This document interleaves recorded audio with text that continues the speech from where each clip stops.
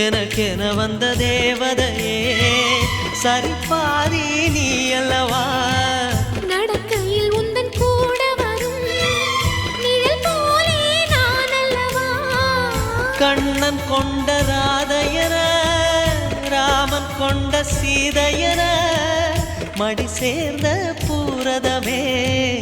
மனதில் வீசும் மாருதமே